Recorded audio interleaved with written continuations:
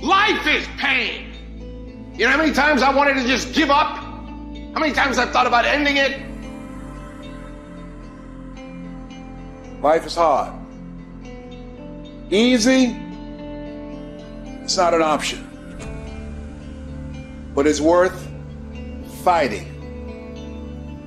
It's worth believing. It's worth giving yourself a chance.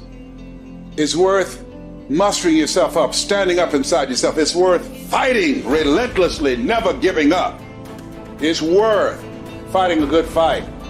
It's worth being around motivated, positive people. It's worth being up-tempo. It's easy to have faith and feel good when you're feeling good and you have no pain and your bills are paid and you got a clean bill of health from the doctor. It's easy to be motivated then. But when that's not the situation, it's hard. When you look in the mirror and you don't see the person that you once saw. It's hard. I know it's hard, but do it hard. You got to go all the f*** in. When there's a will, there's a way, and there's always a way. When you're committed, you don't care about the facts. You don't care about the odds. You don't care about the opinions of others. The only thing you care about is making it through to the other f***ing side. No matter what it takes. You just got to keep searching, keep fighting, keep hammering, keep failing, keep trying, keep getting back up again, and stop at nothing to reach it. You gotta have mental toughness. You don't give up on me. You don't quit on me. You man up. You woman up. You get your life back. You get your family back. I need you to have mental toughness. When you come up against that thing, you gotta outlast it. And you gotta already have made up your mind before you get to cancer. You gotta already have made up your mind before you get to that exam. You gotta already have made up your mind when you're talking to your husband, when you're talking to your wife, when you're talking to that sickness. You gotta look at it before you even get to it. So don't you ever give up. You get to make a choice. Is failure going to break you or is failure going to make you? You get to decide. Failure doesn't. It's okay to fall. It's okay to cry. It's okay to go home. But quitting should never be an option. It's not in falling that makes us failures. It's in not getting up that makes us failures. And you get to decide if you get up or you don't get up. I can accept failure. Everyone fails at some point. I cannot accept not trying. I don't feel rejected. I tried. How do you feel rejected when you try? The person who didn't try should feel rejected. The person that didn't try should feel defeated. I tried. I don't feel rejected. I feel good about myself. I don't feel bad. I gave it 120%. You can't never feel bad when you put forth 120%. You can't let the outcomes make you feel whack. I'm not whack. I'm a warrior. I'm a problem solver. I'm not soft. I'm not weak. I don't quit. I don't give up. I don't surrender. I don't always win, but I always try. When you believe with everything in you that you are destined for greatness, you will find a way. You turn a tragedy into a triumph, despair into repair, pain into gain, adversity into prosperity. You have to know that this thing is going to work. Come hell or high water, whatever it is that I set out to do, it may not happen in 6 months, it may not happen in a year, it may not happen in 2 years, but at some point, my dream is going to become a reality. I think about my why. I can't quit. I can't stop. I can't get tired. I can't give up. I can't give in. My mama counting on me. My wife is counting on me. When you ain't got nothing left in your tank, you got to think about the people in your life that you're doing this for. And then if you could think about them, you could go one more mile. You could go one more day at work. You keep going. You keep studying. You keep writing. You keep singing. You keep rapping. You keep boxing. You keep fighting. You keep dribbling. You just keep on keeping on. And if you persevere, every storm that's come, it will pass.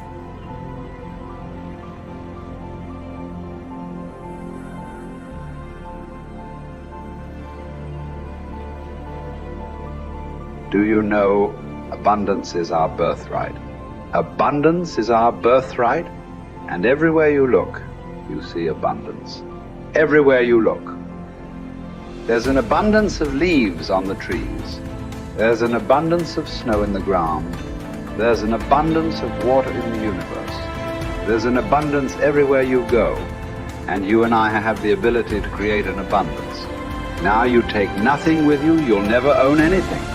You arrive with nothing, you're going to leave the same way. It's like somebody said, you come in with no hair and no teeth, no money, that's the way you leave. But while you're here, you can enjoy an abundant life. You can have all of whatever it is you want, but you have to earn it. Now, what would abundance be in your life? What would abundance be? To one person, it may be different than to another. But understand this, it all starts in our mind.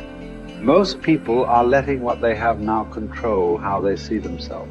They let their bank account control them. They let the friends they have control them. They let their conditions or circumstance control. That's not where we want to go. We want to go inside. Everything starts from the inside out. So let's start over. Let's start over. If life isn't the way you want it now, make up your mind. You're going to start over. You're going to sit down. You're going to write out how you do want it. Now, we want abundance. We want an abundance of friends. We want an abundance of money.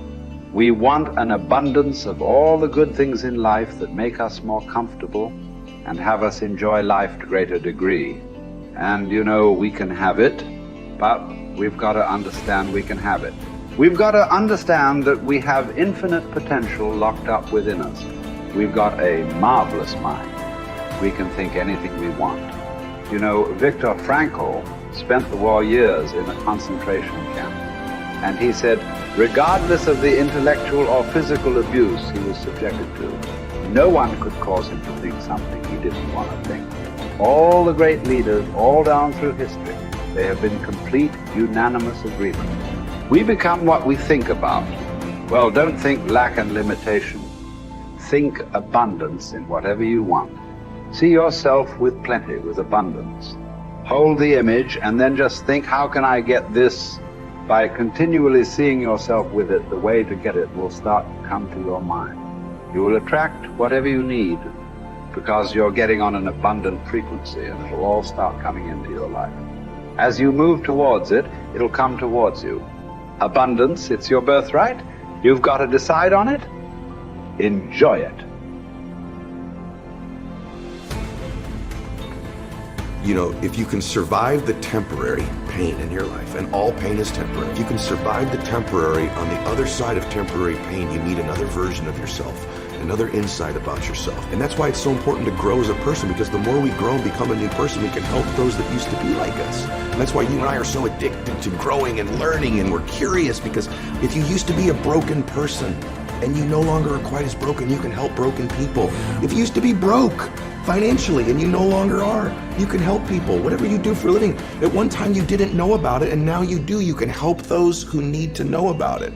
And so you're immensely qualified if you understand the power of doing one more. 95% of people have an operating system in their mind where they operate out of history and memory. 5% of humans operate out of vision and imagination. So the reason we're so much happier, I believe, when we're children is we have no history and memory. So we operate out of imagination and dreams and vision. But at some age, some people it's 5 years old, some it's 8, some it's 18, some it's 28.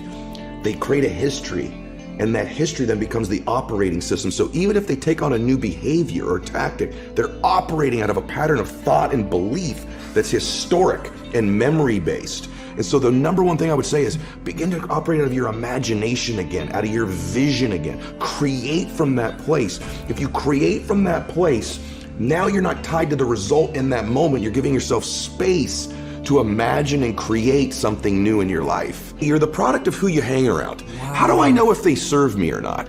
Here's one way to just deduce this, because they could be beautiful people who care about you, and they might even support you. But when you're with them, what are you ever have those friends you're with them, you're like, you remember when, you remember that party, remember that thing? Yeah. And if your friends are constantly bringing you to the filtration system of memory and history all the time, think this through. How often are those friends saying, hey, what are you working on now? Where are you going? What's your vision? What do you want to create? And maybe that sounds hokey, but you and I have both our friends have the most amazing histories, and you can't get them to talk about them. No. You have to work, because what are they still doing? Yeah. They're talking about now and where they're going. Yeah. Their viewpoint in their life is being present and having a vision for the future. Yeah. A formula for misery, a formula for lack of creativity, lack of productivity, is constantly being history and memory. Even if it's good, it doesn't serve us. And for most of us, it's not good. And we keep living from it or trying to move away from it. Create a new future. Don't move away from the past. Create a brilliant, imaginative, curious, vibrant vision for your life. Love for something is in the present moment also, right? Love is not just for the past. And it's funny how important one day is, man. When my dad got sick, my dad got cancer. When he first got sick, he goes, hey, my dad was a dude. He goes, look, I'll fight this one time. Okay, I'll do your little chemo and your surgery, but I'm not gonna pour poison into my body. I'm not gonna lose my hair. I'm not gonna deteriorate. I'll give this thing a shot once. If it doesn't work, I'm out. That led to 8 years of him fighting it. Chemo, radiation, proton therapy, surgery, chemo, experimental chemo, and he did lose his hair and he was in pain. And I'd say to my dad, I say, Dad, you're suffering so much. You said you wouldn't suffer. He said, no, Eddie, I'm in pain, but I'm not suffering. I choose not to suffer. And I'm not suffering because I get to see my grandkids again. And I said, Dad, why are you doing this? And he said, you only understand the power of one day when you're threatened with never having another one. I'll do anything for one more day. Get to be with you one more time. Give your mom a kiss one more time. Maybe I'll see one of my granddaughters get married. And he goes, I'll do anything for one more day.